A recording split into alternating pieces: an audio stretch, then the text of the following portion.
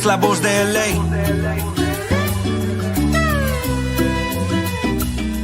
It's like una galaxiana, come and kick it with us. I bring the bossa nova beats and talk the club that we love. Another year to adjust, and Will Kuntz we all trust. 6 titles in the cabin, tell a hater shut up.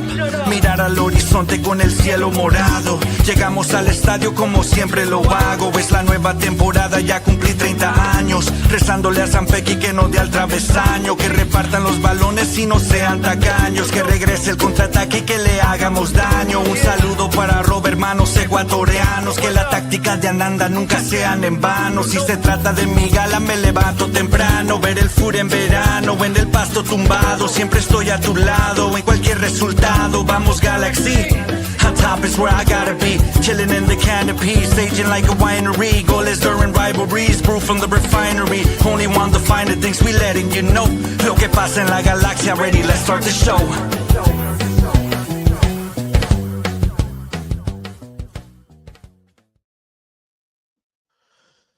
Hello, hola, and buenas, and welcome back to another episode of La Cuna Galaxiana, a podcast always made with love for all you LA Galaxy fans out there, wherever you may be, and all you soccer fans out there too. You have a home here. Today, the LA Galaxy are making the wooden spoon race interesting as they snatched a point off the Houston Dynamo at the death with a 1-1 away draw on Saturday, September 6th, in a match that the shorthanded Galaxy will be happy to get any kind of result from. Will be joined by special guest, Apple TV and Fox Sports commentator Christian Miles, who will be joining us after almost a year to give us his thoughts on the Galaxy season, past, present, and future. What he saw in the Galaxy's last gasp draw to steal a point from the Dynamo, who rose to the occasion for LA, and what Saturday's lineup could tell us, if anything, about the way Greg intends to play out the rest of the season.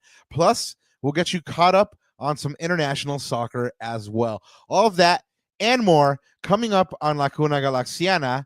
And before we go any further, let me introduce myself. I'm one of your co-hosts tonight, Rob Halon. You can find my written work at the Sporting Tribune, and you can find me online at El Escudero de LA. And I must say apologies for my mess up there at the top of the show with the rundown. I was expecting to be doing the show by myself this evening because my co-host was on a flight back from his jet-setting adventures, but he took the private jet, it looks like, and he got in early. And so he decided to grace us with his presence. So we want to say officially welcome back home to my co-host, El Papá de Natita y El Yerno Guapo, Ananda Kirana. Papa, I know you got to be jet lagged, bro. Yeah, I'm feeling it, man. I'm feeling it. I'm knackered, as they say on the other side of the pond. But, man, you know what? I was like, it looks like my flight's getting home early. I should be able to make it. I'm just going to come in. Mostly feelings, less facts. Shout out Nag Boys, right? Edgar Nags in the chat. So I'm gonna kind of wing it and feel off or pull off those vibes today. And then, man, we've got this awesome guest coming on, and you know we always love talking to C Miles, and we always have great conversations with him about the Galaxy. And it's been a while since we had him on. So I was like, I gotta try to make this show, man. I gotta try to make a show. So I'm back. Back home, and yeah, in my own personal digs, no pun intended, but it's nice to be in the studio again. Thank you, William Lamb. Good to be home for sure. But yeah, excited to have C Miles back on, man. It's a good time. It's a good time right now to reflect on the Galaxy, because the season, you know, for all intents and purposes, is just about over. But maybe there's a few things that we want to look forward to as we cap out 2025. I think, though, for most Galaxy fans, the quicker it goes by, the better. So yeah, but how are you, Papa? How are things back here? I mean, we got to get in our one words in a second, but how's the weekend? I'm like I said, man, I'm buoyant. I was expecting to be doing this show by myself with El Señor Don Christian Miles, and you know that's always a good time, but it's always a better time when we have both of us on this show, right? And so excited, that you were able to make it. And yeah, man, I was getting ready to hold it down, but you know what? Two brains are better than one, and obviously, like you said, Christian Miles is not to be missed. We do appreciate everybody that's in chat already. Everybody that's yet to pop in chat, we want to give you a hug beforehand. Thank you to everybody that's subscribed. We are only like 17 away from 700 now, so if you got a hold of your son or your daughter's cell phone or something like that, like, hit that subscribe on that mess. Go ahead and tell the cat that you buy your tacos from. Go be like, hey, you know what? I have a podcast for you, sir, and go ahead and hit that subscribe for them. And if you've already done so, thank you so much. If you are watching on Instagram or on X or Twitter or Bird app or whatever it's called, we thank you so much. Go ahead and hit that YouTube subscribe as well. Go ahead and hit that super chat if you want to get something off your chest. You want to say something vitally important. And yeah, that pretty much takes me through the end of housekeeping. Ananda, what you got on them? Yeah, we'll get through my little bit and then we'll get to the one words, man, because it was an interesting match. I caught probably 40 to 45 minutes of it, enough, I think, to kind of get a gist and the vibe of how the game was going, which sounds like there wasn't much going on, really. Yeah, which sounds like there wasn't much going on anyways. But of course, you can always follow me, block me, or stalk me at Ananda Galaxiana. Both of our tags are there if you are watching us on YouTube. So go ahead and interact with us on the socials. And if you want to interact with the pod on the socials at Lacuna Galaxiana, that's where you'll find us on all of your favorite social platforms. What else, Rob? Besides, we've got C Miles on tonight, and we're gonna have a couple of good guests rolling through the next couple weeks. So stay tuned, guys, for sure. Yeah. Rob talked about subscribing, hitting that notification bell. I'm gonna start doing community posts as well on YouTube. So you'll have like a little bulletin board for all you YouTube subscribers there as well. So that's a good way to keep up to date on what's going on. And of course, Baba, como siempre, antes de olvidarme, buenos días, tardes o noches, y bienvenidos a otro capítulo de La Cuna Galaxiana. And well, let's get into those one words then. Yeah, one word match reaction. You want me to go first? It feels like you're still noodling on it. Yeah, I'm kind of still noodling on it just because like I had a lot of big feelings about that game at different points in the game. I like went through different stages. I guess that's my one word. Onion. Because I went through stages. I went through a lot of stages in that game. Interesting. Yeah, because I felt a lot of different things, up to and including like, there were moments where I was dreading watching this team absorb pressure, but then there was moments where I saw the young lads go forward and put things together, and I was like optimistic for the future. Yeah, like I said, man, just a lot of different things. So the onion. Interesting. All right. Well, we might explore that. We might peel the layers back, pun intended, if you will, on that. So Crespo says one word, meh. I'm gonna throw a petty because you like a little bit of cheese. You like a little bit of petty. I love petty. Let's do it. So get it. Let me throw this one at this one back at you, Papa. And maybe this is like I'm overthinking this too much, but payback. We gave Houston a little bit of payback from last year. I thought it was really interesting. I do want to explore this idea further, which is this was a complete role reversal for me this game. The Houston Dynamo were doing their best LA Galaxy impression to hold on to that game, to just throw away 2 points. Like literally they were the LA Galaxy of 2023 and 2025. They were their own worst enemy. It was uncanny. You were like, how are they going to mess this up? They were literally just like, you know what? We're going to hold on to this lead for dear life for as long as it goes. And the longer the Galaxy hung around. We threw everything in the kitchen sink, including my Yoshida up there, and it worked out for us. So payback for last year, even though it didn't matter last year. So there you go. Maya the striker. Who would have thought, right? Yeah. Cool. Well, we're gonna go ahead and talk to our special guest today, Christian Miles, and get his one word match reaction here in a moment. But before we get to him, let's go ahead and run through some announcements here for you guys. We have a couple of birthdays. The really important one Happy birthday to Los Angeles, 244 years old. Nuestra Reina. Los Angeles, we love you. Best city on earth. No hands. No hands. Yeah, for damn sure. Also, happy birthday to the 2024 MLS Cup MVP, Gaston Brugman, who turned 33 yesterday. He unfortunately now plays for Nashville, but we'll always carry him in our hearts for that special 2024 year. And once a G, always a G. Happy birthday, Gaston. Hopefully you were surrounded by friends and family. And giving you your VCFC update, they tied 1-1 with North Texas on Saturday, September 6th, but then went on to lose 5-4 in penalties. Gino Vivi, depth player, scored for VCFC first, but VCFC couldn't close this one out and conceded in injury time 90+1 to go ahead and tie and then go ahead and lose in penalties. The result leaves them in 5th place with 4 matches left on a 10-6-8 record after 24 games played. Good enough for 38 points, 1 point back from their next opponent, who is RSL. Winless in 5 now. They need to get back in winning ways against RSL. And of course, a win gets them into 4th place. So that'll take place on Sunday, September 14th at 6:30. Guys, we've already brought you FIFA World Cup ticket news. That one goes live in 2 days on Wednesday, September 10th at 8 a.m. Pacific. So if you haven't done so, go ahead and go to FIFA.com/tickets to find out and get more information. Giving you your U.S. men's national team rundown real quickly.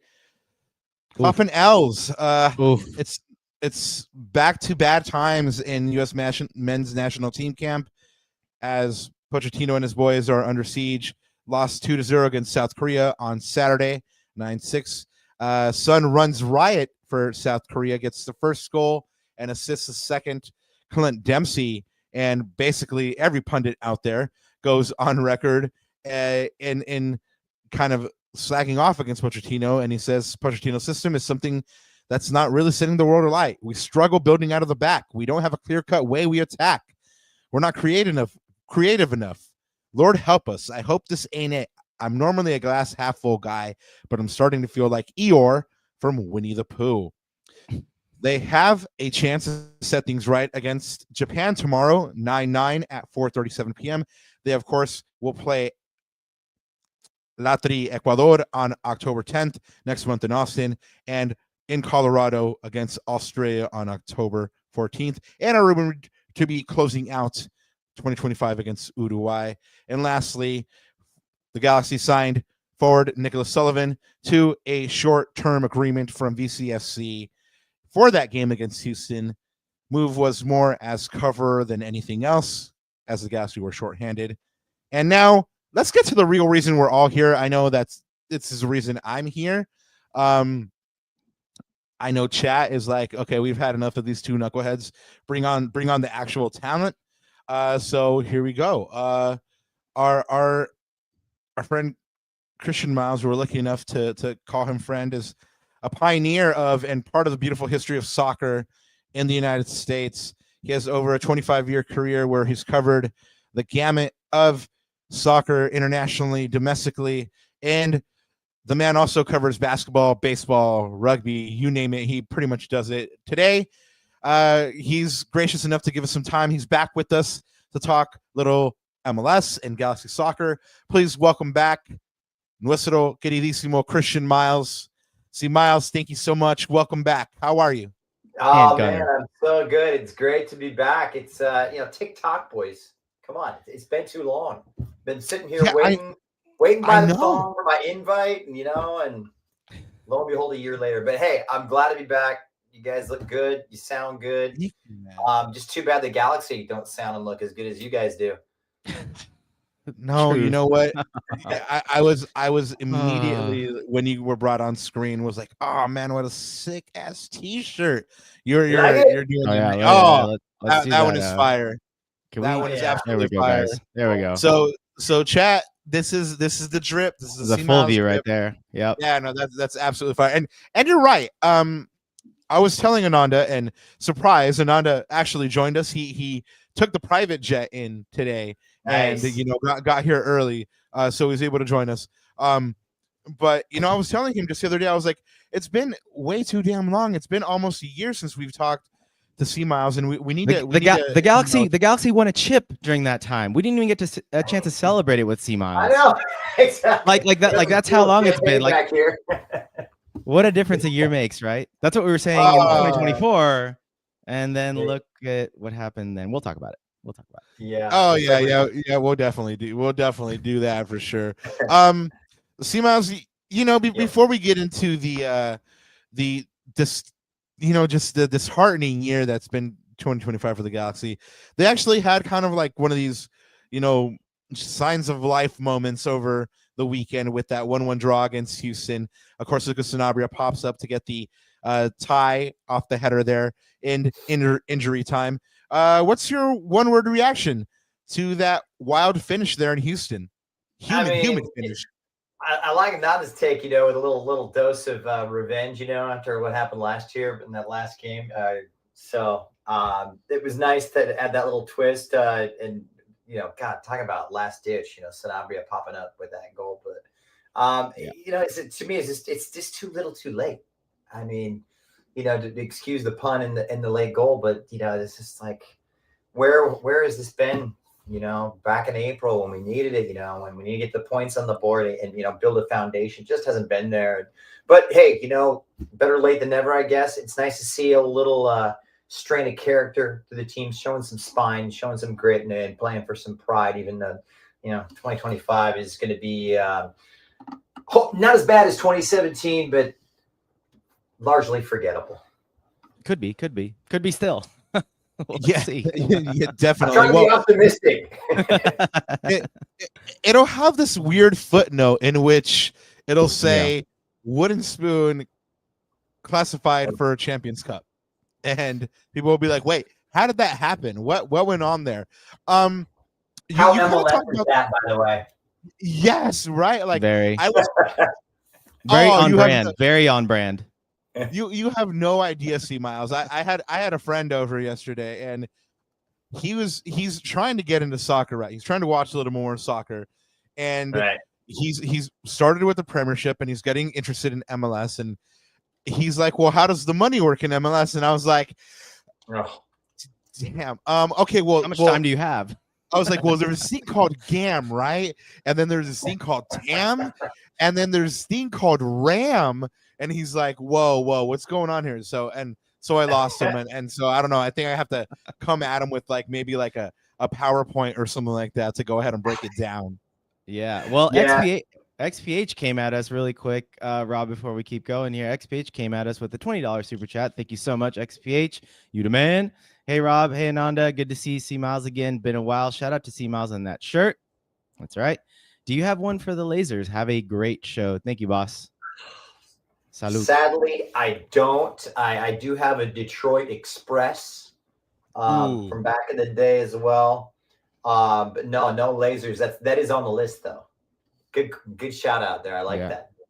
Yeah, but you know what? That drip is pretty fierce. I'm gonna have to source that one here pretty quickly if the Minister of Finance so approves. Which is always, kind of a tough sell over here. But you were kind of talking about that element of revenge, right? Both of you guys have actually mentioned it. Ananda talked about it. You briefly talked about it, C Miles, and so they get that revenge against Houston. So is that a good result for the Galaxy? Getting this tie last minute in a place that's traditionally been hard for them to go and get anything. They go and play spoiler to a Houston team. Is it enough? Is it a good result? Well, yeah, I think anytime you get a point on the road like that, considering the circumstances, then it has to be a positive. But it's a drop in the ocean. Right now at this point, I mean, we're look at the table, 15 points off the playoff pace, and again back to the point, where was this when we needed it earlier this year, and after that horrendous start. So, I mean, it's positive, but it's kind of a non-event for me, really. I mean, I like to see it.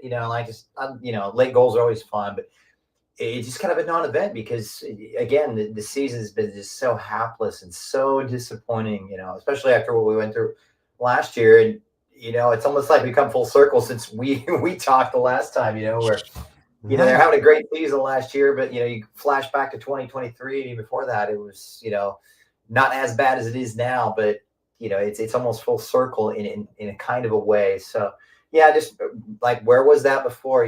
Where was that when we really needed it right now? And, you could last 7 games of the season, it's already shot and lost. So, yeah, but, to put a positive spin on it, guys, I mean, obviously look at the 2026 and see what Will and Greg cook up in the kitchen. You want to have a foundation in terms of morale, in terms of confidence, to just show, hey, some of these guys, they're playing for jobs right now. And that's kind of what's job one, so to speak, for individually and collectively.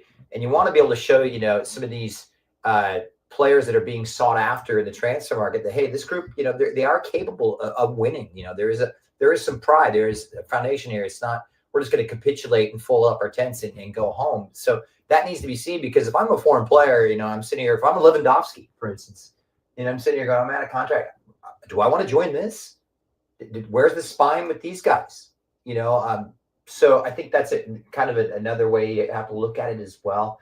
But, just overall, I mean, positive, but a drop in the ocean in terms of just overall disappointment in the grand scheme, I guess.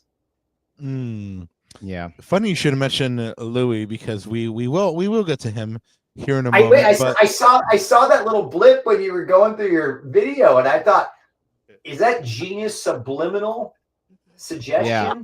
I just stopped for a second. I was like, that was intentional, wasn't it? Obviously we've had Sophie on. She's in show business, so like a little subliminal kind of like foreshadowing, right? That's how they do it in the movie business. So there you go. I like it. Lewandowski. Exactly.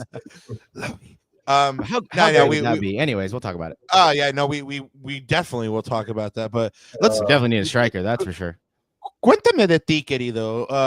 You've been calling matches out there. We see you. You've been busy. What's been on your plate recently? What you been up to? What are you going to be doing recently next? And where can the folk find you? I mean, I'm kind of all over the place, guys, and you're just loving it. Eliminatorias right now in CONMEBOL World Cup qualification. Yes. It's been a real blast. I got a huge one tomorrow. La Vinotinto and Colombia going at it. Good one. That's a good one. It's going to be a real good one for Barranquilla. So La Vinotinto need a win, to really seal up that playoff spot. And Colombia's already through. So I've been doing a little bit of eliminatorias. I've been doing a lot of Major League Soccer, just kind of here and there. I had Minnesota United a couple of weeks ago, and against the Portland Timbers, and also getting ready to start up my college season as well for Big Ten. So focusing on some of the local stuff, which is kind of fun because it keeps me kind of in touch with the local vibe here in Southern California. You see these kids coming through, both the men and the women. So the plate is full. I'm blessed. I'm lucky, and just love doing it. Well, shout out and much love to your family. I know the first time we had you on a couple years ago, we had a nice discussion about you being a girl dad. So shout out to the lovely family, man. Well, you mentioned you've been out there covering, Major League Soccer games. So, how does the Galaxy fit into, your travels in the national narrative? People have obviously, seen the Galaxy get kind of knocked off their championship perch this season. But what have people been saying? How are they been kind of approaching this? Kind of laughing? Are they like, dang, that's kind of sad to see? Jaws to the floor. Yeah, exactly. Like earlier this season, I was on the road, and I was doing a lot of stuff on the East, out in the Eastern Conference, and I'd always get it from everyone. Well, what's up with the Galaxy?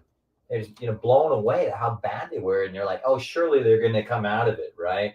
Sure. And then 14 games later, we're still looking at bagels. So that was, and now it's just kind of gone. We're like, oh, the Galaxy lost again.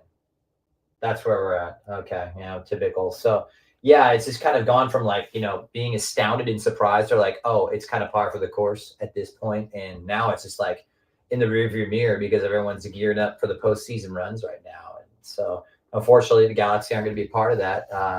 And, you know, got to look forward to it. But it's just so strange. I mean, it's one, you know, you're the cock of the walk and you're a feather duster, you know, all in the space of 10 months. So it's incredible how quickly your fates can turn in this league because there's so much turnover. And, you know, you're not building foundations to last, you know, for years and years and years as you are in a lot of the bigger leagues. So much changes so very quickly, and you got to be able to move. It's almost fluid. No, it's definitely fluid, and I've already talked a bunch of times on this podcast about how I really think Ricky's injury changes the trajectory of the timeline for the Galaxy. And you know, I think we're talking about a completely different topic altogether if he doesn't get injured. They go on to win MLS Cup. I mean, who knows if Ricky's even a Galaxy player this year. Our newly found education of the salary cap per Will Kuntz that, you know, the couple times that he's came on. I mean, bonuses counting against the salary cap. Come on, MLS. Seriously? Seriously? Yeah. My God. Anyways. Just a further complicated too. Yep. Yeah, no. Really, when we found that out, we were just astounded. It's like, how's that a win? How does that like a prize? That's a punishment. What are you doing to me here, MLS? Don Garber, why? GCam, our brother GCam is hitting us up with a super chat. It says, stellar guest, gentlemen. We agree. Thank you so much. Thank you, dudes, for all the hard work you put into this. Shout out Rad Chat. Tu y yo. Tu yo indeed. You and I. Yes. Yes. Yes, sir. Nice. So Ananda has you know, just been kind of on this one for a little bit, C Miles, and I feel like it's a good query because, you know, of the Galaxy's stature in the league, and traditionally they've been the gold standard, the most well-known and successful club in the league, but recently we've seen Seattle, you know, they've gone from the Club World Cup to capturing the Leagues Cup, dismantling Inter Miami handily with basically a second string side, and are probably playing some of the best soccer in the league right now, not to mention all, you know, the previous MLS Cups and Champions Cup and stuff like that.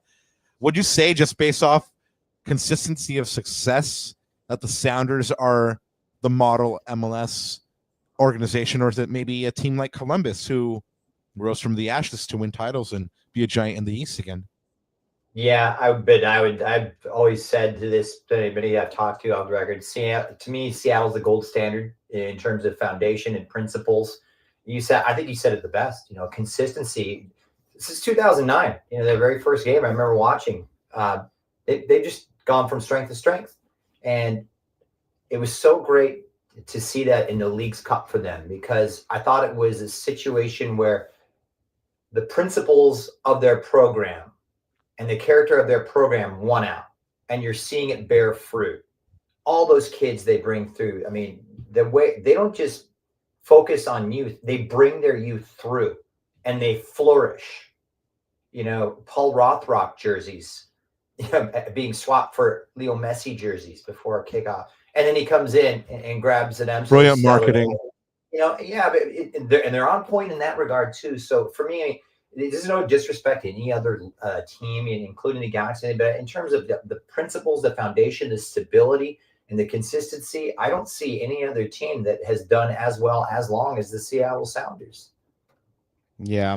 What's interesting about that too is, like, we've had a lot of people in chat. I see it on my timeline as well on X, C Miles, of, you know, why can't the Galaxy do this? Like, why can't the Galaxy, you know, develop and nurture young players like Rothrock, Jackson Reagan, the list goes on and on. And one of the things I brought up was, in the end, like, teams will never deviate fully from who they are and what they are in terms of DNA. And for the Galaxy, that's always been Hollywood. That's always been Showtime. That's always been bringing in the stars. So I think there is a little bit of truth to that in terms of a balance. Like, hey, we do need to bring up Mo Cuevas, Jalen Neal, your Julian Arajos. Those talents need to be nurtured. But I don't think we'll ever be a Seattle, and that's never going to be a reality. I mean, what say you on that? I think it's a fair point. And star power is a necessity here, but it's so interesting. Can you craft a star? Because you go back to the days or the early days. Kobe Jones, Kevin Hartman, they were crafted here. They became big names. I'm going way back. And so I think, it's a very good point. You need star power here, and you need the big name signings. The Royces and such. The Zlatans, the Rickies, and it's always going to be a strength of the side, a staple of an LA side. But it needs to be balanced, I believe, and you need a foundation because that's just one player, you need a foundation. The foundation are these young guys that you bring through your program. And it provides stability. It provides belief for the youngsters who have yet to come through here. They want to come to the Galaxy. Every kid within, the border of Oregon and California wants to go play for the Seattle Sounders, right now. And you can see why. I mean, it's the quintessential setup. So, but yeah, it's a fair point, but trying to strike that balance. And I think MLS in the last 5 or 6 years, since we've seen Zlatan leave, I think it's kind of gotten away from that. We've seen a huge influx of some really good young South American talent, primarily from Argentina, come in here and take advantage of the real disastrous kind of state of their league at some points. So we're getting away from that model a little bit, and it's great to see that come through, but trying to strike that perfect balance is something that the Galaxy are going to have to learn how to do. I think Will is going to be very attuned to that. I think he always strikes the master stroke, if you will.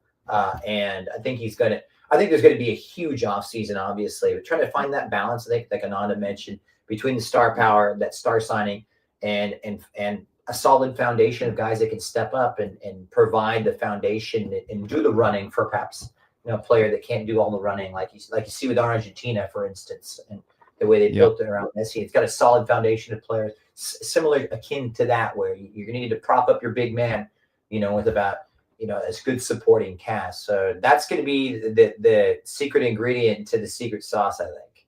Yeah, and you're right, because we have the right guy at the helm. And one thing that stuck with me that you mentioned, I think it was our first or second show we did together, is Will Kuntz, you said, represented a paradigm shift for this organization. And I still believe that's the case. Just hasn't worked out yet this year, and I'm hoping that corrects itself back to the mean next year.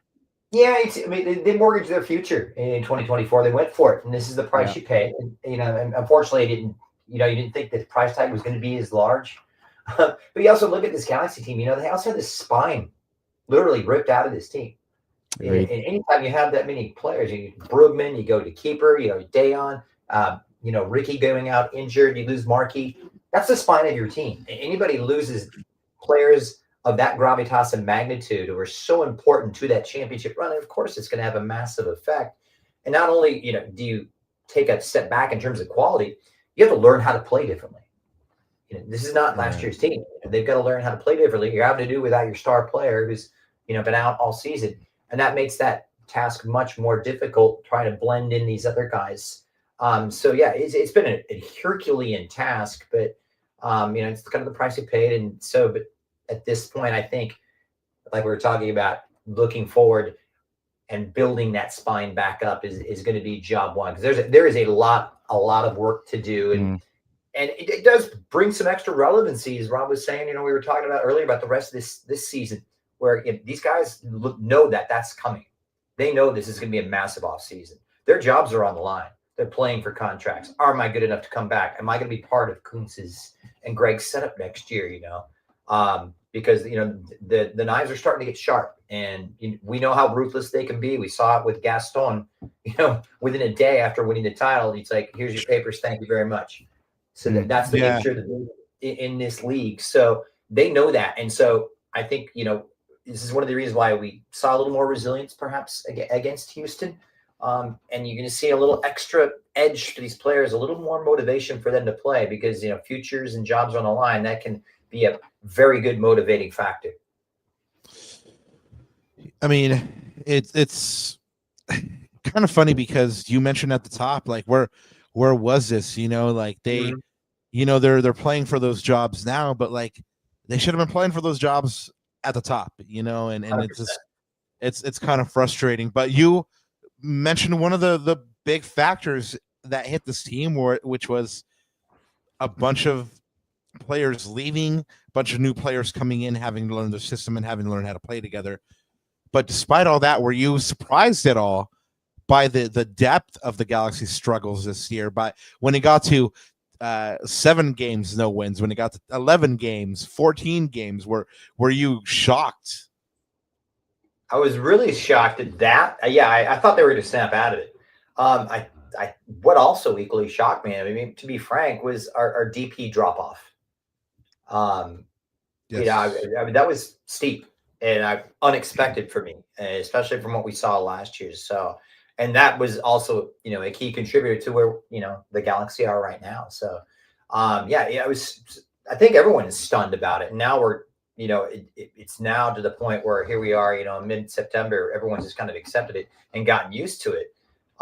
Unfortunately, and it's kind of, as I mentioned, par for the course right now for people when they look at the Galaxy at this stage of 2025. But yeah, I mean, as a question to you guys, did you guys see this steep, this precipitous of a decline coming? Did you think, hey, we'd be 15 points off the pace of the playoffs out here with about 6-7 games left?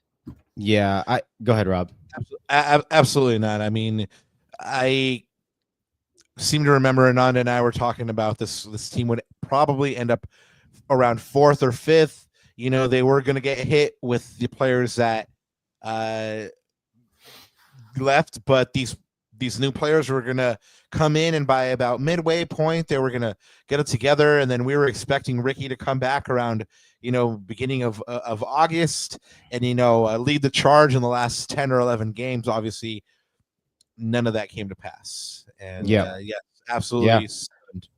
Yeah. I think we said maybe a playoff team for sure, right? For sure, 100%. Maybe a mid to top playoff team. I did though think that Ricky's absence was going to be a huge loss for this team. And I think, Rob, it's funny. I think we made those predictions though before we lost Decky, and then when that happened, I was like, oh my God, what's going on? Because he was such a huge part of that team last year. I mean, we've had the unprecedented year, 4 guys being in double digits in goals, right? Again, I think now thinking about it, maybe in retrospect, that was probably more of an outlier than a normal thing. So are we regressing back to the mean? Maybe we're regressing back to below the mean, but you know what I mean? I think that was an unprecedented season. But see, Miles, we think about that struggle. And of course, in our timelines and in chat, people have blamed the salary cap. People have blamed Greg Vanney. People have blamed X, Y, and Z, right? What do you think has been the main? Because I have my own theory, which I'll share with you in terms of what that main culprit is. But what do you think is the main culprit this year for the Galaxy struggles? And I guess how do we fix it going into next year? Well, one, I mean, the obvious is you losing your best player. You lose, the best playmaker in the league. And Ricky, that's one, obviously. Two, and it goes back to what I was saying as well. When you lose the spine of your team, it's going to have a negative impact. And there's plenty of blame to go around. There's blame for the players, there's blame for the manager, and there's blame from the front office. Why weren't moves made to rectify our situation? We knew Ricky was going to be unavailable, back when he went down injured in that conference final. So that's not like that was going to be a surprise, come February, oh gosh, we've got to scramble. No, we knew this was going to happen. So, but also financial, I can't get into the X's and O's and the dollar signs and the contracts and the game and the TAM and the RAM or whatever acronym you want to choose. Because that's for people way above my grade, but certainly, us too. Yeah. So it's where's Josh Guessman when you need him? That's what we say all the time. We're we're always like, yeah, this GAM stuff. But if you guys want to know more, don't listen to us and listen to Josh. No, but it's but anyway, when you have, like I said, the spine ripped out of your team, and then the reconstruction that just a team that just wasn't put together, the structure of Major League Soccer really does not. It punishes you for success. We've seen it so many times where there's just a huge decline. Whether it be you qualify the CONCACAF Champions Cup and our squads aren't big enough compared to the Giants of Mexico. We just don't have that kind of squad. We don't have those kind of payrolls. Sorry, we just don't. You look at Monterrey, who's got an $80 million payroll. Galaxy are supposed to contend with that, with DPs and a $5 million salary cap. That just doesn't compute. But in similar vein, in relationship to the rest of the league, or to Major League Soccer, it hamstrings you. And in terms of being able to rebuild, and like I said, I think we just kind of mortgaged our future last year. We went for it. God bless them. They did. I mean, and they brought it home. They brought it home just by the skin. They got the job done, and full kudos to them. This is the repercussion of that because the contracts couldn't be renewed. Dayon wants more money, deserved more money, but you can't. So how do you navigate that? I mean, I take my hats off to not just Will Kuntz, but just so many of these GMs, because the seas that they have to navigate are extraordinarily more complex than, per se, the Chelsea GM or the Man United man, who they can just go out there and let's just throw money at our problem. We'll go ship Onana off, and some Turkish couple play. Yeah, and you buy your way out of the situation. You cannot do that in this league. And it makes that job much more difficult. And that job got exponentially tougher after the success of last year, hamstrung them with their contracts that they couldn't reward these players that wanted more, that deserved more, in my opinion. Yeah. They couldn't reward them. And so they had to be shipped off elsewhere for, a variety of contractual and MLS contractual structures and reasons. So it's unfortunate, but that's the nature of the MLS beast that we live in. But I want to hear you guys think. You know more about it than I do. No, well, like I said, don't listen to us, listen to Josh. But Robin C. Miles, that one thing we can't control the salary cap, but my thing is one thing that we can control though is mentality. And I mentioned this to Rob last time at the end of our last show. And again, I'm gonna shout out Sophie because she's so good with these turn of phrases. One turn of phrase, C. Miles, that she uses all the time with Arsenal, for example, is it doesn't seem like they like being the hunted, but they enjoy more being the hunter. And so I think my theory is coming into this year, I feel like the Galaxy looked at all the things that we could use as an excuse or a crutch. We lost this player to the salary cap. We lost Ricky. We lost our emotional captain, our talisman. We're not ready yet for the first game of the season. And I felt like they kept using that as a crutch versus maybe embracing the title of defending champions and knowing full stop that these teams are going to come at you because you're the defending champion, right?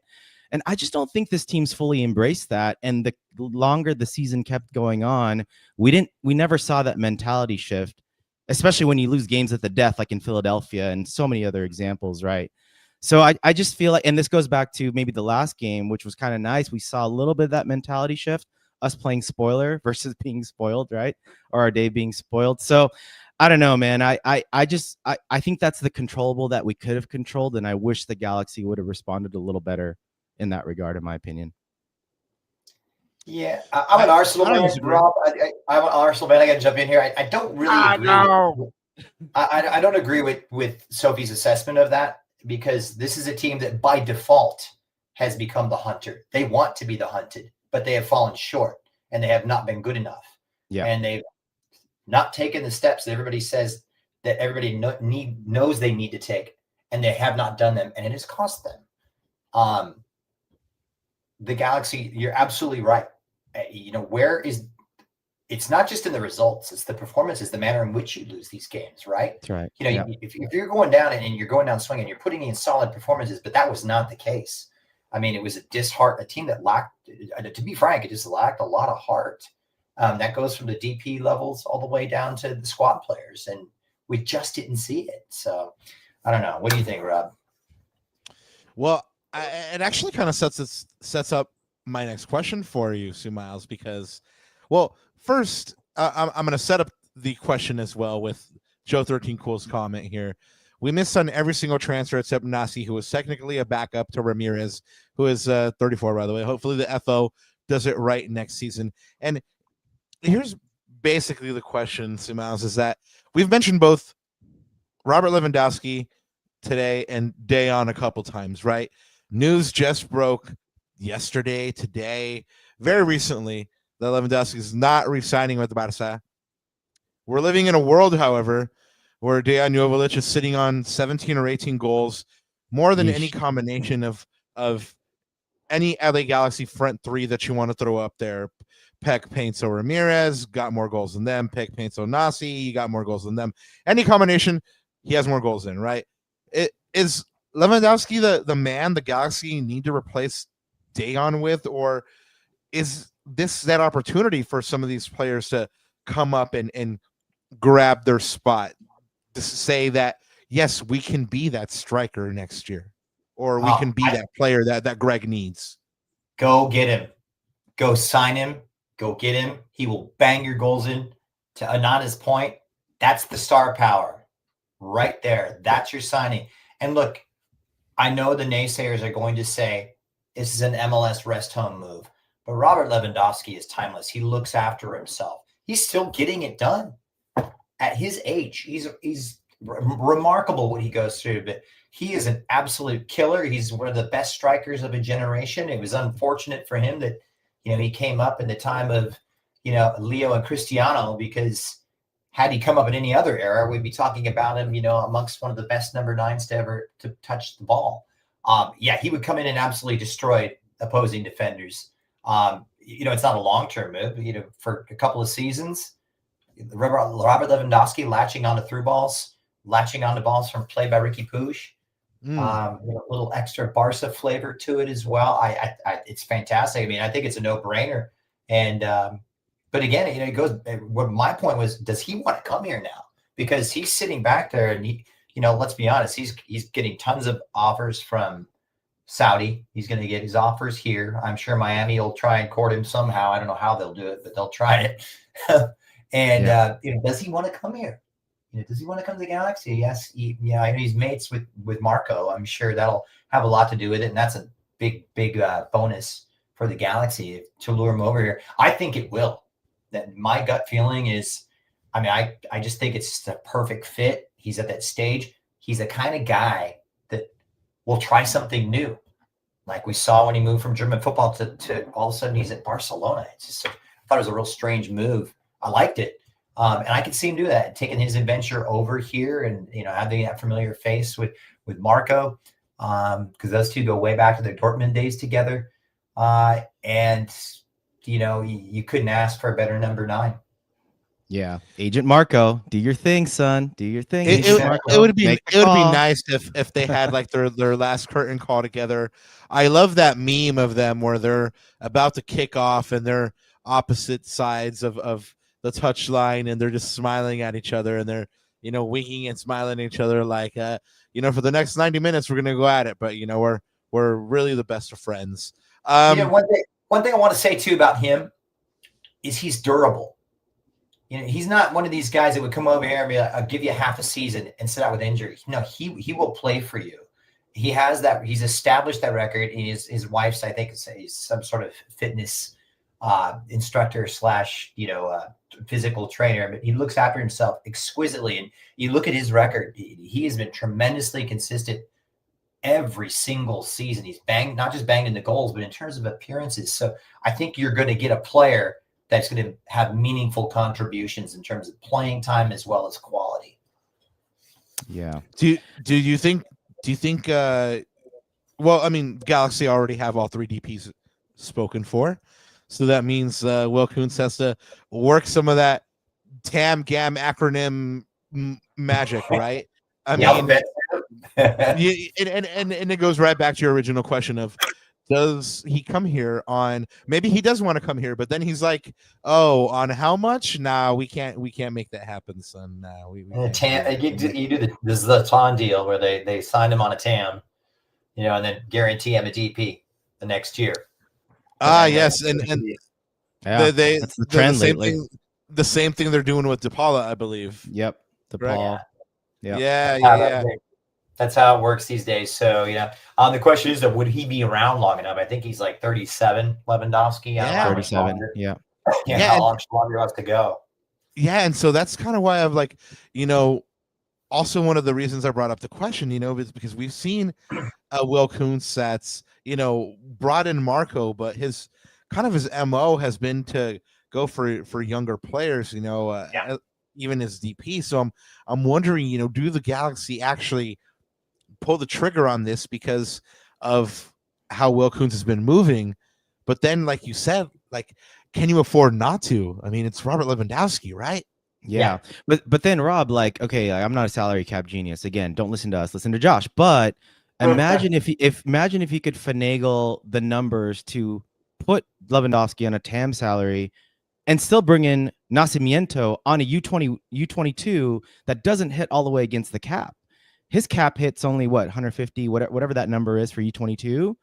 And now you look at that depth at number 9. Holy cow. Like, that's no offense to Miguel Berry and Christian Ramirez, but holy cow, that's a world of a difference, right? At number 9. Yeah. Now you're serious. That's a serious club now. Love it. Yeah, well, let's see how Nascimento actually ends up, with his last couple games of the year, if they actually do bring him back. But let's look ahead to 2026 real quick. See, Miles, this is in a world where the Galaxy have all their guns back. Ricky Puig is fit and firing. They've retooled. All their DPs are there. Will Kuntz has brought in new players. Lou is at the number 9. Galaxy start the year, and it's 4, 5, 6 losses in a row again.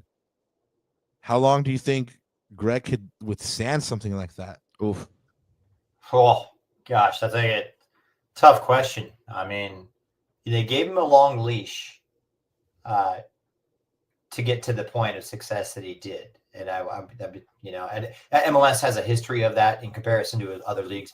Managers get a long leash here. They don't get that type of leash overseas. So, and he delivered, to Greg's credit. But yeah, I don't see him making it through the summer if they start on a terrible run like that. Considering if you, and I'll ask to be predicated on the moves they make during this winter off season. But especially if you bring in a Lewandowski, and with Ricky back, the expectations are higher. They've increased, they've risen, and right. So with that, you expect winning, you expect the results, and you expect it from the get-go. Even though we know a lot of the results are not as important in the beginning of the season in the way the league is structured, it still matters in terms of what the fans expect, establishing a winning culture and a foundation. So, and a lot of that's also going to be helped by the supporting players around them. So, but I don't see him making it, past the 4th of July if things go anywhere near this. But what is that? What is that the straw that breaks the camel's back? I don't know. I can't put a number on it, but you got to see yourself within at least the top 6, come June. And if not, if you're below that point, then people start looking around, and I think where that hot seat just gets a little bit hotter. Yeah, it's kind of like the situation he found himself in 24, Rob. And it's interesting to see, Miles, that you said I mean, the games don't really mean as much, which is totally fair. I totally get that sentiment, but precedents can be set early on. I remember John McCarthy post-match and after that Inter Miami game at home said that if we play like that, guys, we can beat it was like we can beat anyone, or we're going to be a hard team to beat. And so I think precedents can be set early in the season. I think that was a huge tone setter Will Kuntz has said something about that too. So I think that was a huge tone setter for the rest of the season. And so Rob, Greg's got to have whatever that looks like, just setting the tone and setting those precedents early. Because if not, like Miles said, he's going to be in the hot seat, man. Well, it's let's look at the flip side though. They bring in Lewa, they get Ricky back, and they're humming like that. What did Zlatan say that he was a Corvette when he was here? They're humming like that Corvette, like that Zlatan Corvette, right? So, in your opinion, C. Miles, is 2026 poised to be the Galaxy's comeback story? I mean, you're right. They went all in on 2024. They're paying for it in 2025, but it seems like they're paying for it in such a way that they're setting themselves up to retool in 2026. So, is 2026 their year, their comeback, their Phoenix story again? Oh yeah, I mean, I'll put it right there. I think Ricky Puig is going to win Comeback Player of the Year. I cannot wait to see how he plays when he comes back, and if he will be any different. How his injuries affected him, because I always thought him as a player, he's brilliant, right? But the way he carries the ball, the way he goes about playing, he is at such a high risk for injury. Just the style and manner in which he plays. Will he continue to play in that vein? That to me is going to be fascinating to watch and see how he mentally adjusts and his confidence. I mean, we all know he's supremely talented, but he does open himself up to become victim of injuries. And now he's had that first big injury. And unfortunately, that's a negative precedence that's set, because we know from history's sake that a lot of times injury becomes, besets injury. So, right. But with that, to your point, yes, the expectations are high. That is the year. I think right now that they're not even thinking about these 6-7 games. They're thinking about, all right, once that final whistle blows on match day 34, contracts, how do we get them sorted out? Who's in, who's out, who are we going to do? Who's coming in off the European transfer market that we can grab? Who might come in the January European window? Who can we bag from South America, from some of these, these up and coming young players that want to play here? They're so incredibly talented and so good. I think that's already, the wheels are already in the works, and I'm sure they've already got it, somewhat mapped out. The blueprints have already come together. So yeah, next year is the year, and they have to deliver, because especially it wouldn't be such a must deliver situation had the Galaxy had a decent season this year, had they punched, at their weight. But they've been so incredibly disappointed that now they're expected to bounce back. This is the Galaxy, the most, winningest franchise in this league in terms of championships. They have to bounce back. They make the big signing. I mean, look what they did in 24 after 23 and 22. So that expectation is there. The fans deserve it, and they expect it. And I think everyone's kind of just sitting here going, okay, here we go. Now 2026. So I expect them to really, really start well, but they're going to have so much pressure at the start of 2026, because everyone's going to be looking at them. And especially if they make a big money signing, say, hey, got to hit the ground running. And we can sit here and debate the importance of setting a tone, which I think Anand has got a great point where, yeah, you always want to establish a winning culture. The format of this league is very forgiving, and it's more of a form league as opposed to a class league where, winning consistency is not rewarded. If you strike the iron hot, right about now, or, mid-August all the way through, you're going to go through it. How many times have we seen Seattle do that? Yep. Throughout the years. So, but they, this year, to Ananda's point, with the background of this year and the negative history, they need to set that winning culture more than ever if they want to stand any chance later on, regardless of what happens later on. They need that winning culture, because they cannot survive a poor start. Some other clubs can, like a Seattle can or whatever, but the Galaxy cannot.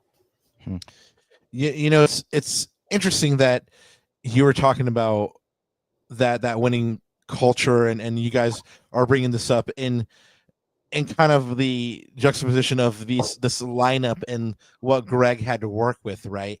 And this, I hate using that term second string C Miles, but Greg has used the term depth, his depth players, right? The young bucks. Yeah, and he had a lot of these depth players in this lineup because he had players like Kylian Aude, Emilio Garces, Nascimento, Marco Reus, and of course Ricky Puig out, Joseph Paintsel on international duty. So was it for you one of these things where you kind of were heartened by seeing potentially the future and a foundation of what this Galaxy team could be? You kind of mentioned it with Seattle earlier, and how they bring up these players and not only develop them, but bringing them through the first team. We haven't really seen that with LA too much, but you're starting to see that a little bit more now with maybe Harbor Miller and Tucker Lepley and stuff like that. So when you see these depth players come out and play to good games, basically. What does that tell you about Greg as a coach and his system, and the ability for these players to buy in? I think he's evaluating, and to beat a dead horse, they're looking at like, who are we going to keep? He knows who, the contract situation for the big name players, that's already locked in, right? Now he's looking, down the depth chart, and so is Will, about who are we going to keep, who are we going to let go? Let's see what they can do these last 6 or 7 games. Show me what you got, and we'll give you a new contract. So, and that's what I mean by these players playing for their futures right now. Their jobs are on the line. So you're getting a look out at these guys. Obviously, this international calendar and the call-ups, and as you mentioned, have a lot to do with that. But it's a great opportunity to do that for these guys, because the playoffs are out of reach. Not much else to play for now, with League's Cup gone. So, yeah, that's the one advantage. Take advantage of it now. Look and see who these guys, who am I going to keep? Who am I going to sign? Who am I going to renew? Who am I going to let go? And it's audition time. It's almost like a preseason training camp, really, if you think about it. They're playing it out, and he's giving him a run out, to his credit. So as far as systems go, Greg's stuck in his system, and, he will sink or swim with the way he plays, and all good coaches stick to their guns like that. So he's doing that. And, but yeah, as far as the horses to run the course, that's the big decision that is starting to be made right now.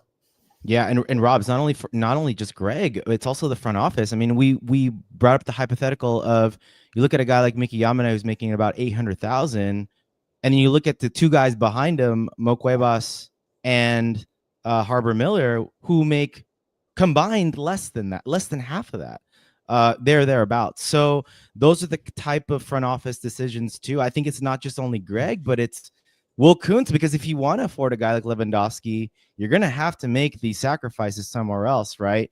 But I guess so that those are just like super interesting like thought experiments that I'm sure Will Kuntz and his staff are already going through, if not already. I don't really envy that for them, right? And we've talked a lot about how this year has been a bust because they went all in, but you guys are going to be like, where's he going with this? But I promise you, it has a point, right? So anybody that knows me knows that like I have a thing for zombie shows and zombie movies and stuff like that. So, and in The Walking Dead, there's like a couple of seasons or a couple episodes where they talk about how like sometimes for things to grow anew or like grow right again, you need to burn them down, right? And like the soil, at least in farming, as it relates to like farming, you need to like burn things down or like burn down the crops so like the soil like regenerates or something like that. So right. I'm not a farmer, so I can't really explain the principle. I'm really sorry, guys, but that's kind of what I feel like happened here this year, right? Like they went all in and they won it. And of course, obviously, we'd be talking about a different timeline altogether had Ricky not get injured, but we live in one which he does. But they went all in, they get the title, but now they have to burn everything down and start anew and let the crops grow again, right? And you're absolutely right, Miles. We're seeing these players go out there and try to play for these contracts. I mean, I love seeing Harbor Miller play for exactly that same reason, because he's out there, he's out there having fun and just playing, and like my guy doesn't always giving like, 100%. Yeah, but I don't know if my guy realizes he's like playing for time or playing for his contract and stuff like that, because he's so free and just so like I said, he's just a kid out there having fun. And so I don't know if he like understands the gravity of that situation, but like it's really funny when these guys do. They know they got it. It's time. This is the time of their lives. They have to make it. They're trying to break in. They're trying to make that progression from VCFC or G2 or whatever it was back in the day, to that senior team. And so how they perform the rest of this season, and that's why they're getting runs out right now. And they're taking their chance. More power to them. They should. Let the kids play. It's a shame we don't have a competition. There's a lot of competitions around the world where you can play your kids. You You can play some of these fringe Right, players. right. But we don't have that here, and that's unfortunate. And you get a look, like in England, there's the Leagues Cup. It's great, and sometimes you see it in Italy with the early stages of the Coppa Italia, or in Spain the Copa del Rey. And, we see it all in South America everywhere because there's so much football down there with the Copa Lib and Sudamericana and Recopa and Brazil. But anyway, I wish we had that because we would get a better look at it, and I think that's why MLS is really pushing MLS Next Pro right now, to their credit. But yeah, it's unfortunate at the scene that we can't get a look at that. But I think it's like a 7-game cup series for the 6 or 7 game cup series for the Galaxy and these players for the rest of the season. So you sink or swim time, and they know it. Trust me, Rob. I mean, the careers are on the line. I mean, we're sitting here as fans, spectators, and like, yeah, whatever. But this is their life.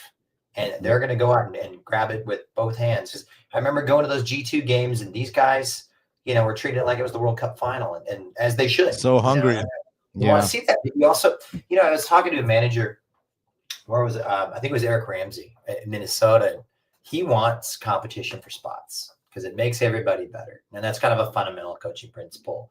But you need that, and so that's where these young guys come in. You need competition for spots because once that big player goes down, you need someone next man up, and it makes teams better because no one's spot is safe, and you want to have that culture of competition within the squad to make your players better.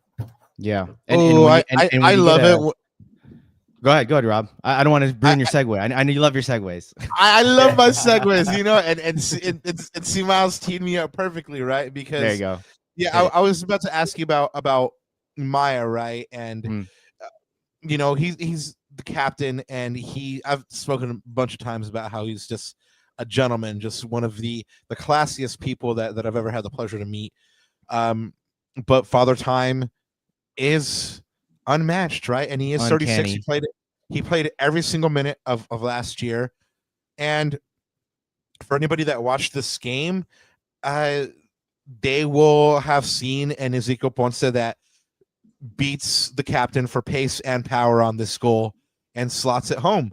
And a couple of weeks ago, you also saw an Jose Di Rosario who muscled the captain and Zonka off the ball and pokes home, right? So now that you have, these players coming through like a Chris Rindov, who shout out Terps, who very, very young career, right? But it's first, are we starting to see the kind of the decline of Maya Yoshida, and then second, are we in good hands with maybe Emilio Garces and a Chris Rindolph partnership, or Maya still has something left in the tank? And then, unfortunately, I think Father Time's caught up with Maya. Ironically, we were talking about contracts and stuff, and he had to take a step back from his contract. It was based upon the situation in 2024 and 2025, and he's an amazing person. I think I hold him in the highest regard in terms of character and conduct. He is a captain if there ever was one, but Father Time catches up with everybody, and it's caught up to Maya Yoshida.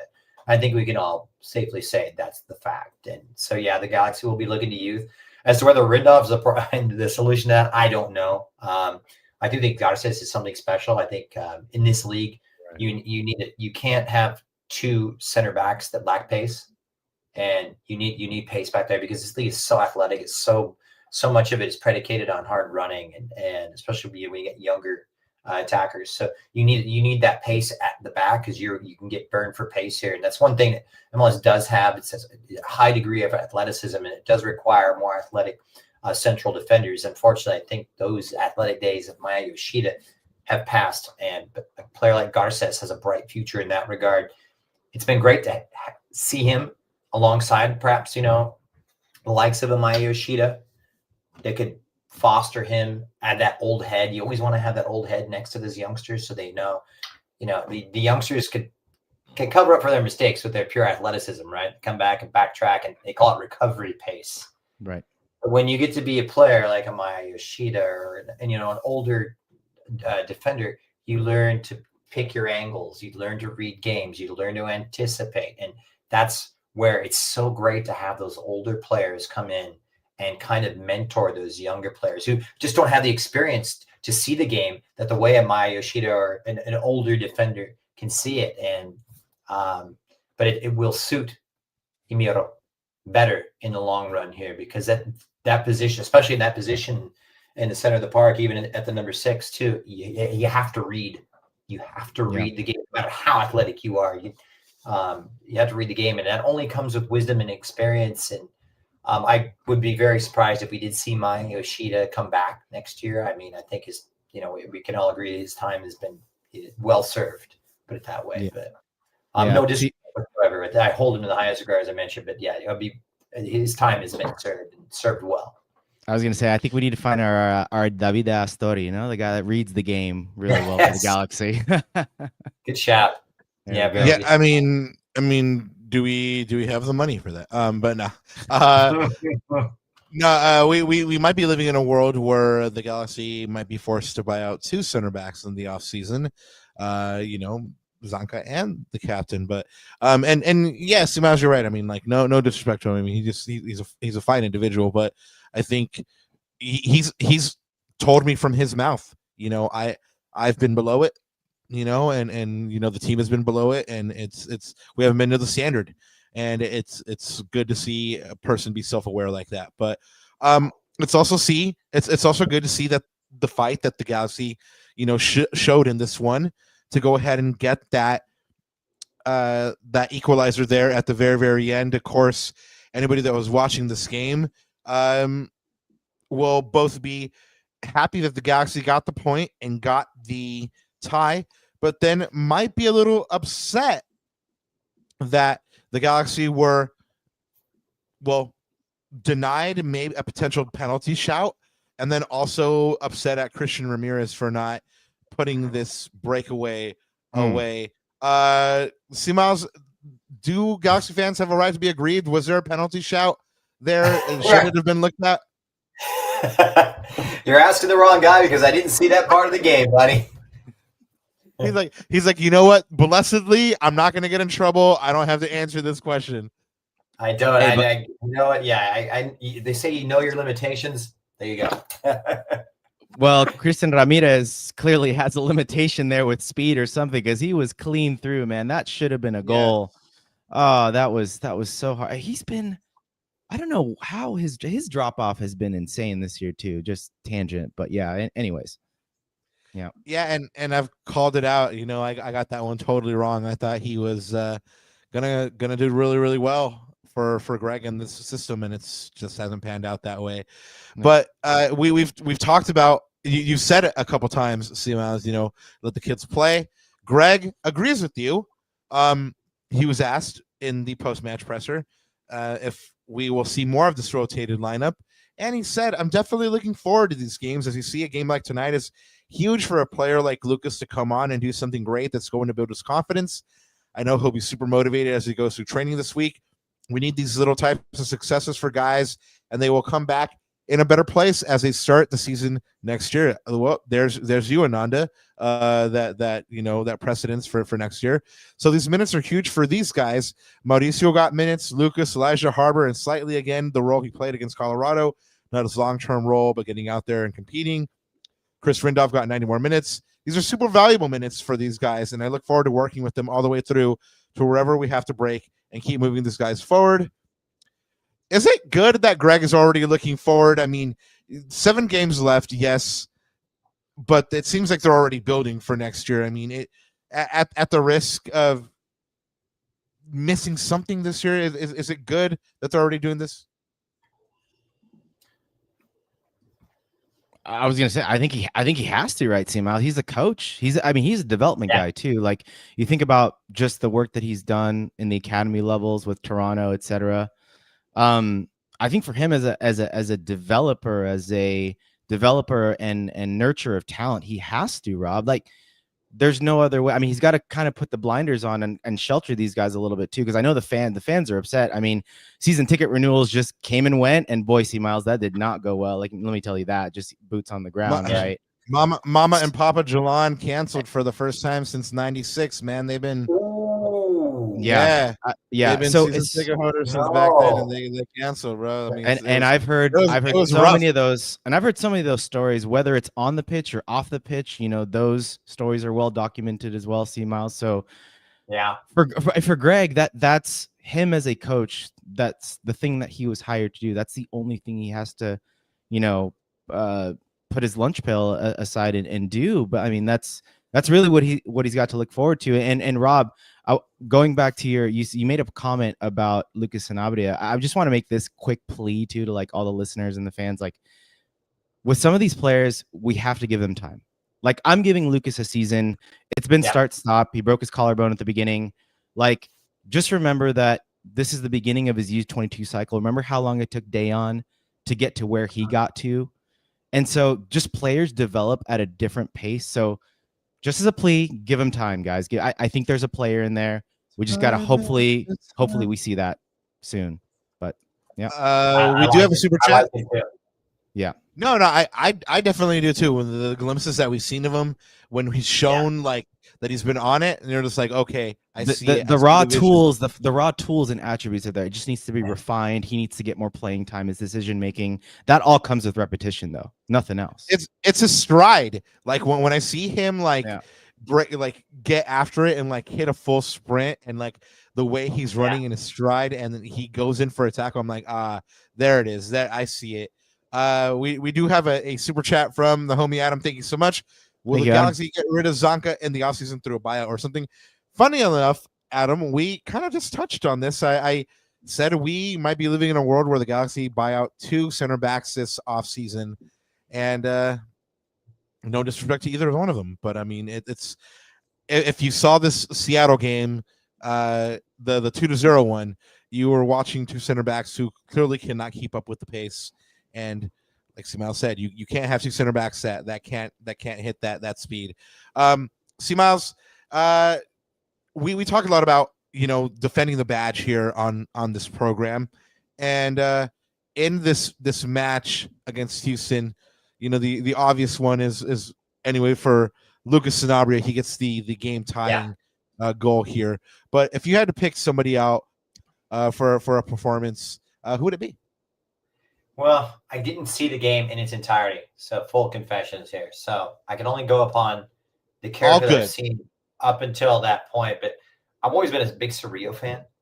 I like the way I like his performances. I like his efforts he put in. Sanabria was before you took that one away. It was going to be my first go-to because I think he's got that Uruguayan dog in him. Go for it. You know? Yeah. You could totally pick him.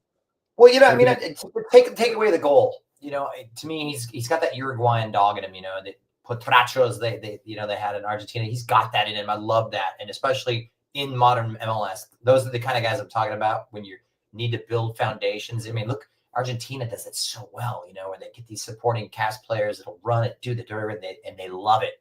They get after like pit bulls, and he's that kind of guy. Cerrillo's it's like a pleasure for them. Yeah, I mean, they relish it. You know, and especially Uruguayans, and that's their bread and butter.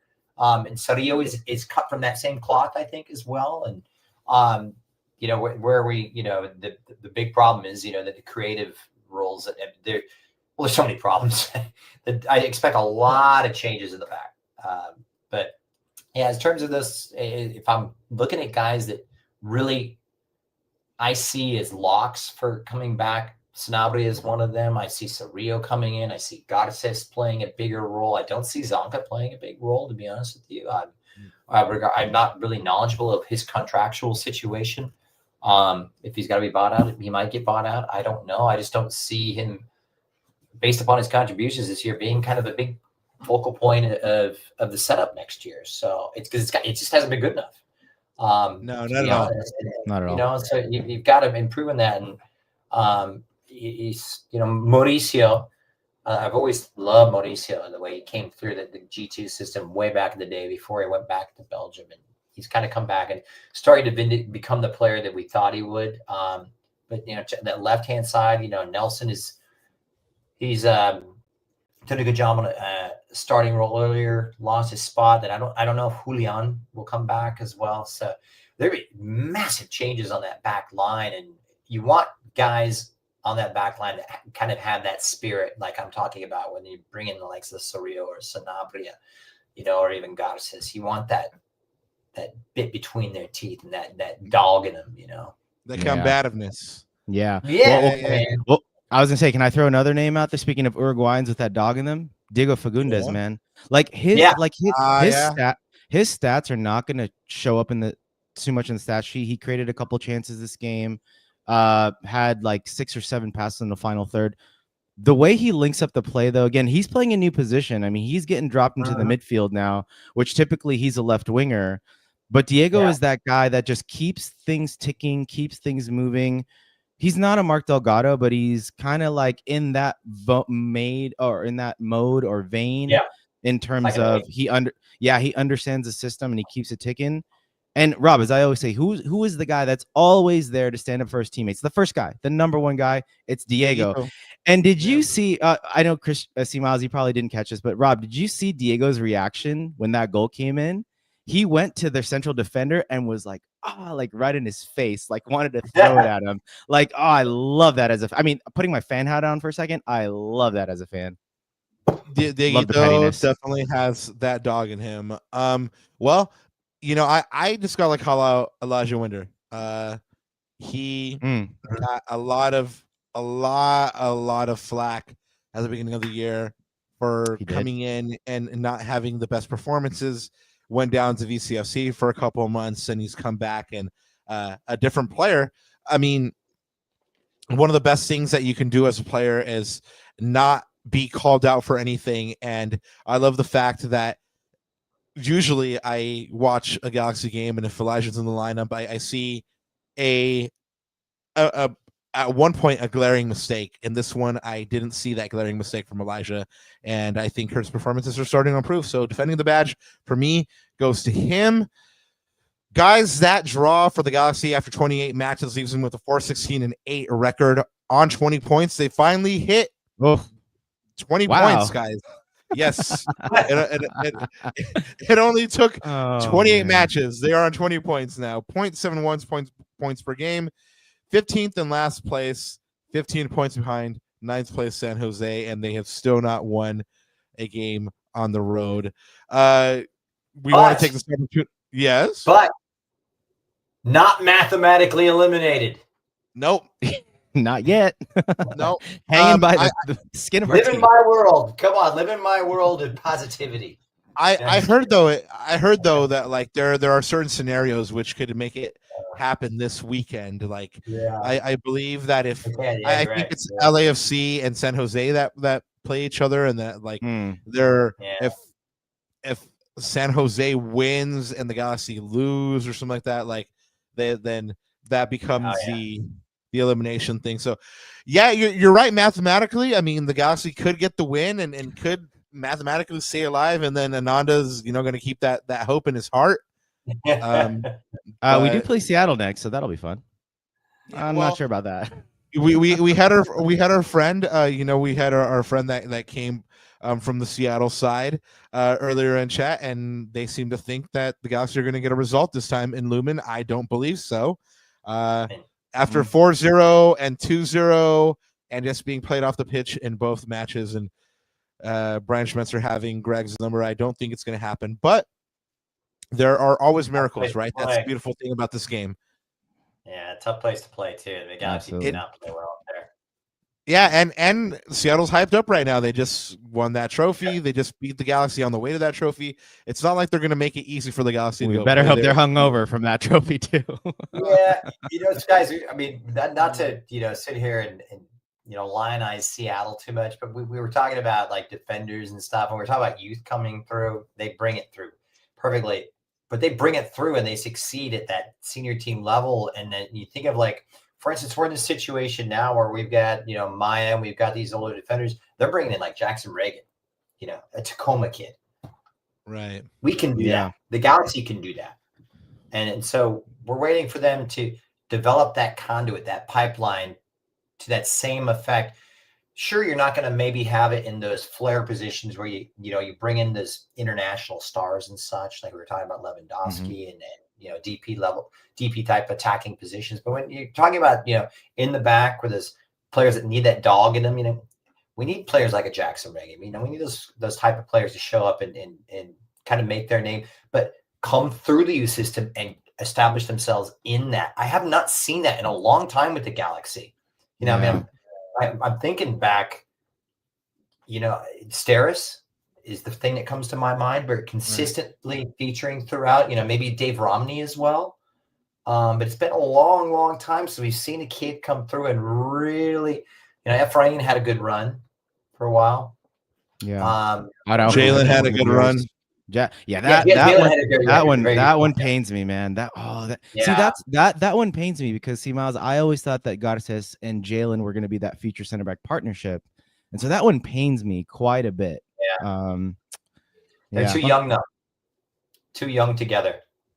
They have a lot of Jalen. Jalen is a brilliant player, but he's got a lot of maturing to do as well. That's fair. And that's where guys like you can't throw both those guys out there at the same time in that position. So that's why a player like mine was kept around, I think. So, but it'd just be nice to see that type of conduit, that pipeline, start to establish itself, because I haven't seen it in a long time. Even though there are these promising young players who kind of come into fleeting glimpses and stuff. We're starting to see Mauricio a little bit, but it would be nice to see it consistently develop. I think, guys, that what we've been talking about all show is kind of the missing, the unspoken thing that we haven't really said, and I'll go ahead and verbalize it now, that these players stepping up and showing well in this game is kind of the proof that maybe something is cooking in that department for the Galaxy. They've had some of these academy players come through now, and they're starting to step up and become contributors. And dare I say, this is where it starts. I mean, they've had one or two players here and there. You've mentioned Efra, Julian, but now they have a couple players already at VCFC that are making a difference, and that could be considered for the first team next year. So who knows? Maybe this is the start. Maybe this is the start of a consistent pipeline for the Galaxy from the academy to the first team. Hopefully it is, because we know that, as we see in Seattle, that's a good model to go ahead and build an organization off of. We do want to say, lips to the Lord's ears, Papa. From your lips to the Lord's ears, as we always say. Speaking into existence. We do want to wrap this one up here because it is late, and we do not want to turn into pumpkins. But we want to say thank you to our special guest, Christian Miles. Please don't let it be 10 months before you come back. That's just as much on us. And so we're sorry about that. And you know what? Like we gotta have more regular check-ins because we missed you, man. And I miss you guys too, man. And also fire shirt. I had a friend watching the stream, and he texted me after this, not even in chat. He texted me like, "Hey, that guest has a fire t-shirt." And I was like, "I know." I was like, but we want to say thank you again, C Miles. Thank you so much for being here with us. Thank you, man. Hey, no, guys, thanks. I love coming on. Anytime you want to talk, I am good. But I gotta go to bed. I'm tired and old. Oh man, we're right there with you. We all too, man. And Anonymous get that jet lag. Well, Gunetos, to wrap this one up here on Thursday, September 11th, we'll be joined by Ari Liljenwall, who will be here to preview that Seattle matchup as the Galaxy gets set to take on the Sounders yet again. Let's see how this one turns out. A week from today, on Monday, September 15th, we'll bring you a Seattle reaction pod as the Galaxy will seek to get really just anything from a trip up to the North Pacific against the Orcas. So there you have it, guys. We'll be with you next time. For our special guest, Christian Miles, my co-host, the Cosmopolitan one, Ananda Kirana, this has been another episode of La Cuna Galaxiana. Ananda, anything else to add before we get on out of here? Only one thing left to say, Papa. Get it. Only one thing. G's up! The ghetto, dun, dun, dun, dun, dun.